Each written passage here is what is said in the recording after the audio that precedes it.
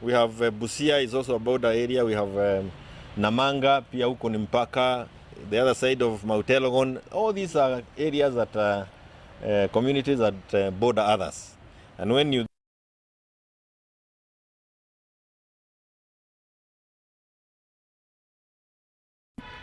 I've talked about security, but I think security also goes hand in hand with the foreign policy. We supported Baba in his quest for the AUC position. Unfortunately, he didn't succeed. But we also need to ask ourselves as a country, and especially from the head of the state, how did we contribute to his failure to capture that seat? Are there people who didn't like our faces? Are there people who didn't like what we Kuja hapa mrembeshe nini? Si hapa iko sawa, hapa niko. Kuja hapa. Si huyu nenda hapo mbele kiasi. Kuja hapa nani?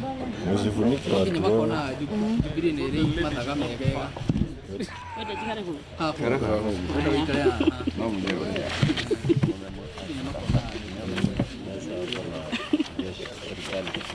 Kuna serikali yote, kaunti zote. SG kuna serikali yote hapa.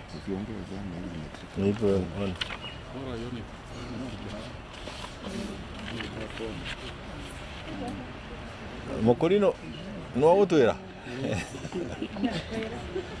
Wewe ndio utatuambia kama tuko sawa. Ukisema tuendelee tutaendelea tu.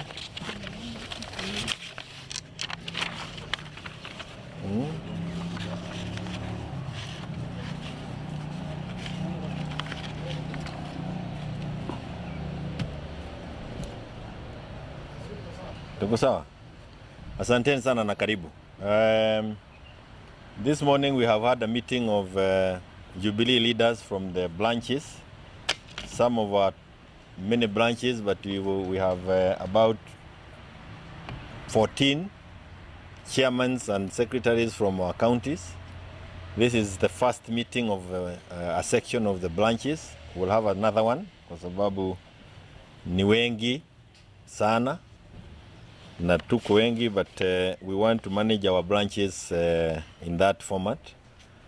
And the reason why is because we want to make sure that we continue doing grassroots recruitment, making sure that our party infrastructure and structures are in place. We have also agreed that in the coming days we will be out now to open party offices. And of course, we have been able to talk about many things, including the fact that we are still members of the Azimio coalition, and we have many other upcoming activities. Perhaps if it works as per our program, by the end of the week we should be in Kajiado, hopefully have a party activity and open offices there. We'll be heading to Meru, we'll be heading to Nyeri and many other places. But we'll also have meetings of other branch officials from other regions in the coming days. And that is in keeping with the requirements of the ORPP, because it is important that we maintain offices in the 24 counties. As you are aware, unlike all the other political parties, we dragged behind because of unnecessary court battles, which are now essentially behind us. And that is why we need to do a lot of catching up. Fortunately, and we want to thank those people who registered. They have remained loyal to the party. Last time I did give you the number. The number has continued to grow from the 7.1 million members registered with our party. And I asked you to check with the ORPP and tell us whether there is any other larger party than Jubilee. And we can also confirm to you that it doesn't take a day or two to register members. That is work that has gone into place for a period of more than 10 years. So to grow that kind of a membership register, you need a lot of resources and also a lot of time. But crucially, you need a lot of loyalty from the people whom you go seeking to register as your members. And it is also, of course, we have discussed the other issues that are there, that have been there. I've mentioned the issue of azimio. We are members of Azimio Coalition. That is a document that we signed. It is the Azimio Coalition that gave birth to the NADICO report, together with KK. And when we gave birth to it, it was, remember, the number one item was the cost of living, that had continued and continues to date to be a big problem to Kenyans. We have now many policies that have been put in place that are not working. If you talk about the health sector, it's more or less collapsed. If you talk about the education sector, we are told that the capitation, the amount of money the government is sending today is 3,000 shillings per student, as opposed to the 12,000 shillings that they expected. Can you imagine 3,000 as opposed to 12,000? How the teachers, the head teachers and the principals are going to manage, that is going to be a very difficult thing. If you talk about the security sector, again, there isn't much you can talk about. When you talk about vetting for those who wants to be issued with ID, we are not against any community, but it is a security issue that is of concern to all of us. We want Kenyans to get the IDs as easy as it can be possible, but at the same time making sure that we do not allow elements that will eventually become a problem to us as a nation. We also don't want that aspect to be used to league elections, because it is possible for that to be done. You can let in people through the boundaries who can then become registered as voters, and that can tilt the voting desire or the outcome that Kenyans may desire come 2027 or earlier. And also remember, if you are talking about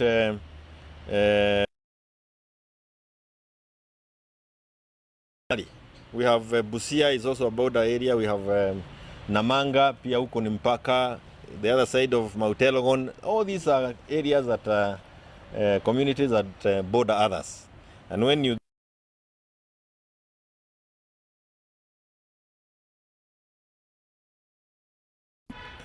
I've talked about security, but I think security also goes hand in hand with the foreign policy.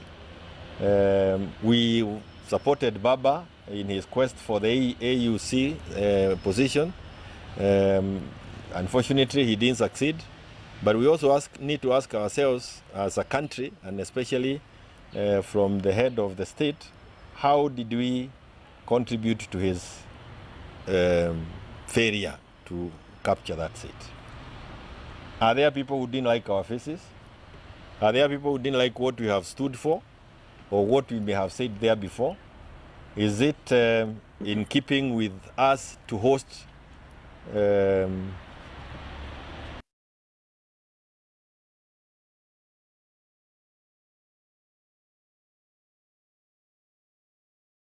who, for lack of a better word, people who are looking for ways of overthrowing the government in power in the neighboring country? Why would you want to host such a group in our country? However friendly they are to you, what does it tell that the leadership in those countries, or even the populace in that country? I think some of those are mishaps that one way or another may have contributed to the failure of Baba reaching the AUC seat. I don't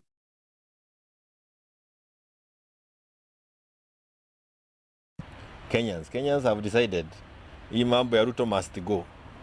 Hata mtoto wa kindergarten ukimuuliza ile wimbo anapenda sana siku hii ni Ruto must go. Kwa hivyo hiyo sasa, they are looking at us and wondering whether we are organizing ourselves in a manner that will help them achieve their desire. And these members here have joined others across the country and other leaders of other parties by also saying that they also want to have their own presidential candidate as a party, not to mean that he becomes the eventual presidential candidate, but a presidential candidate within the party who will then join others in coming up with one person who I believe as a coalition or as people in the opposition, we should be able to back. And I see you looking at me like you want me to mention the name. And I don't need to mention the name. You can mention the name. Ni jina gani wamesema? Matiangi. Wao wenyewe wameamua wanataka Matiangi as their presidential candidate. Wa Jubilee. Alafu watakutana na wale vigogo wengine ambao wako kule. Mwishowe watakubaliana kati ya wao who can help us take the country forward. But it's not a decision to just be made within the boardroom. It's a decision that must involve Kenyans. Kenyans themselves must voice their choice. Whom do they want among all those people? Wenyewe, I know one way or another that will happen. Kwa hivyo, I think the only other thing that we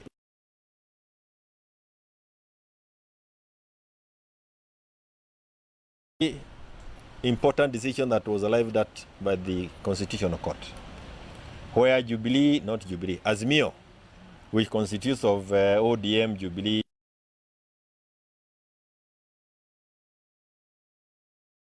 declared the majority party.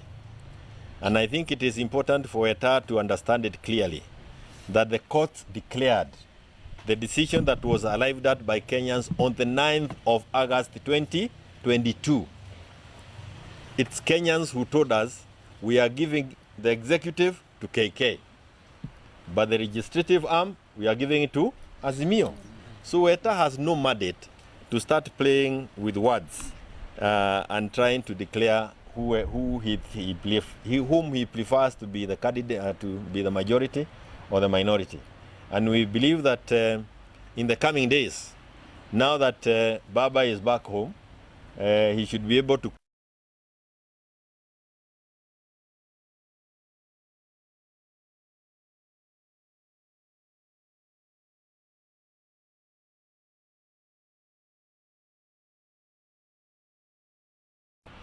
Parliament for the various parliamentary committee, departmental and the other committees, session committees. And I believe that as that is happening, the strength of the parties on the floor will be respected.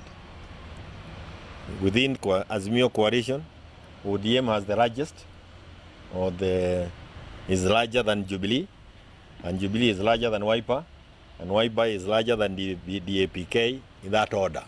So in the allocation of seats and opportunities within the floor, that should be respected. Because anything else will again mean that we are in total abuse of the coalition agreement that we entered into there before 2022. I don't think there is anything else that we would want to say juu ya hayo, lakini tunagojea kuona dunia inaenda namna gani. Pengine swali moja tu. Yes. Sawa, asante mheshimiwa. Mimi naitwa Wilson Apande kwa niaba ya Radio Citizen. Umesema Jubilee itakuwa na presidential candidate of aspirants. But juzi tumeona wale viongozi wa muungano wa Azimio wakina Kalonzo pamoja na, lakini Jubilee haijakuwa represented. Uko na mnatembea pamoja kuunda muungano ambao utakuwa mbele wa siasa, ama Jubilee na watu jana walikuwa wamekutana au kuwepo ule siku nyingine wakiwa katika chama cha DP au kuwepo, pengine utupatie picha kamili kama kwa habari mko pamoja ama naenda vipi? Kama vile nimesema ni kwamba kwa miaka zaidi ya miwili sisi katika Jubilee tumekuwa na mambo ya kusubuana kotini.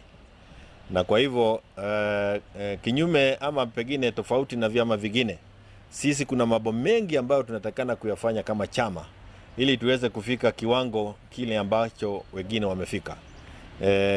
Kama wale umewataja wamekuwa wakihakikisha kwamba vyama vyao vinaendelea vyema kwa zaidi ya miaka mitatu.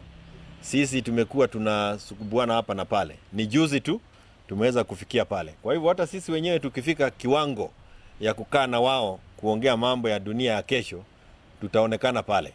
Lakini pia ujue kila wakati, kila kitu ina wakati wake. For now, I believe the most important thing for us as Jubilee is to build our party. And you'll see us out in the countryside with the Kenyans uko zaidi kuliko vile unaweza fikiria. And we need to do it because every time we wanted to do it there before, it was not possible. Now we will be there. Na si namna hiyo. Kulikuwa nataka kusema gani nyingine? Wacha tuseme nyuma yako iko mwingine mfupi. Raila is back. Should we take up the PM's law as debate is sort of directing towards him, or should he join the opposition? Najua mambo mengine zaidi ni ya mwenyewe, kwa sababu tumefika pale ya watu kuamua vile unataka kufanya. You see, there is that freedom, but it's good to remain respectful of agreements that may have been signed and that are binding, and also to remain respectful of our constitution provision. Remember, if you are talking of the Prime Minister's position, in the manner that you are asking the question, that requires a constitutional amendment. And if it's a constitutional amendment, even within NADICO, where we provided for the position, it was clear to some of us that you cannot create that position without a referendum. You need to go and ask Kenyans whether they want that done. Because it changes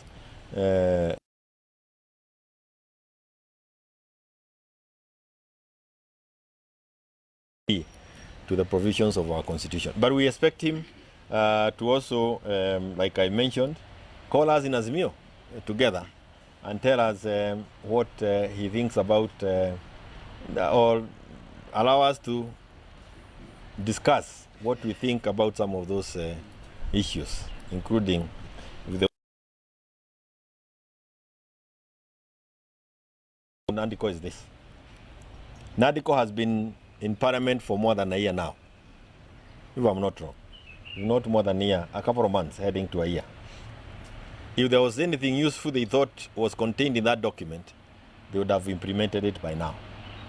So this cherry picking is, they may want to use NADICO report to manage the country now that they are in disarray.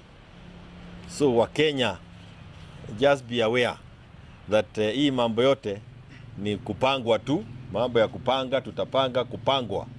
Na nafikiri Wakenya sasa wamepita hiyo kiwango ya kupangwa. They have decided, come what may, 2027 it is Ruto must go. So ulete NADICO mapema, ulete baadaye, uniweke prime minister, unitoe. Hii mambo Wakenya wametoa kwa biashara yao. Ni mabadiliko ni lini. And that is why we want to go out as a party, to ensure that we are also ready, so that when that time comes, we are able to sit at that table and make decisions that will help the country move together. Yes, do. Tayari mmetaja kwamba Matiangi ndiye atakuwa yule ambaye atabeba bendera yenu kama Jubilee. Na pia wengi wanahisi kwamba Raila Odinga hata kama hatasimama kwa mfano, atakuwa kiungo muhimu sana kwenye siasa za mwaka 2027. Labda kama Jubilee, unasemaje kuhusiana na mtazamo huo kwa wengi nchini? Ati umesema nini? Naona umenitega pale, endelea rudia sasa. Wengi wanasema kwamba tukielekea uchaguzi mkuu wa mwaka 2027, Raila Odinga hata kama hatasimama atakuwa na sauti, kama atakuwa kiungo mkubwa sana kwenye siasa za mwaka 2027. Tayari ninyi kama Jubilee mmesema kama Matiangi tosha.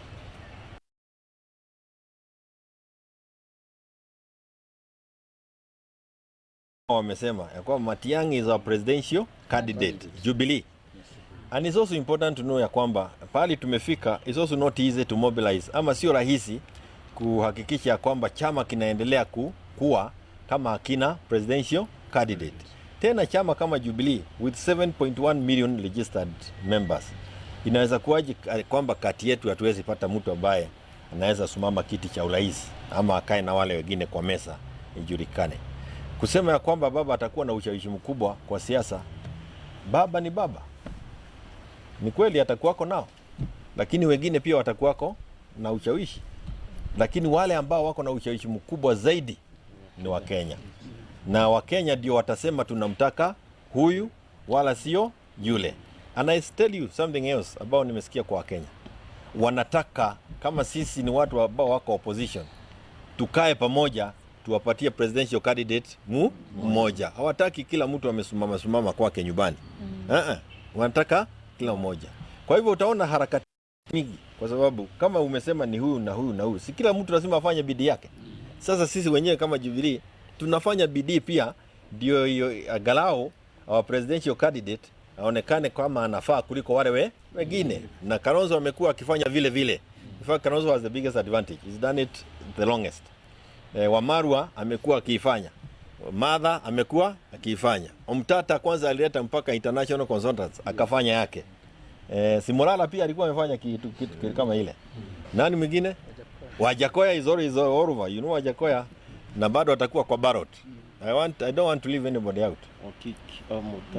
Nimesema Okiki wa Mutahi. Jimmy Wajigi has also been there. So all these people, and that's a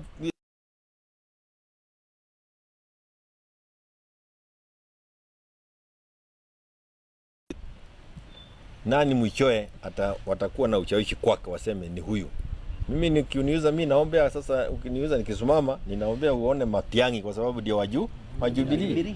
Ule mwingine akisimama pale watoto, insurance ya watoto, we will reverse all those things zote, and it will be a 360.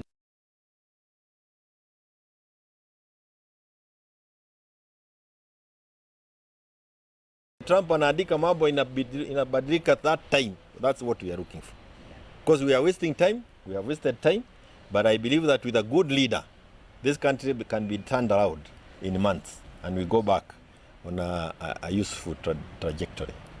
Asanteni sana na Nyasani ya Muride. Yes, sorry. A quick one. Given we have a new foreign policy, but we are still committing some diplomatic moves, be it in Sudan or DRC, how would you speak to it? I hear you saying we have a new foreign policy. I don't know which. Because if you are talking of a foreign policy that guides you to host M13 in the country, and they form an opposition to the government in DRC. If you are talking of having these guys of RSF in the country, and they are forming themselves to go and do some other funny things in their own country, then our foreign policy is completely warped. And it is an embarrassment knowing the kind of brains we have that have guided us in the past in terms of foreign policy that gave us a lot of respect internationally. We were respected and feared as a country that knew what we wanted to do, where we wanted to go, and how. As it is today, if you ask any person sitting for an exam to write about the Kenyan foreign policy, ataaguka ama apite, sababu hiyo ni mategemeo tu ya mwenye kumaka karatasi. There is none. Hata Musalia mwenyewe kimuuliza foreign policy yake ni gani, he doesn't know it. Nimemsikia akiongea leo hii, kesho anatoa, kesho kutwa anaweka. How many times must be anyway? Wachana na hiyo maneno. Wacha wale tugojee 2027. Wacha sisi tukajipange na maofisi. Yeah, thank you so much. Sasa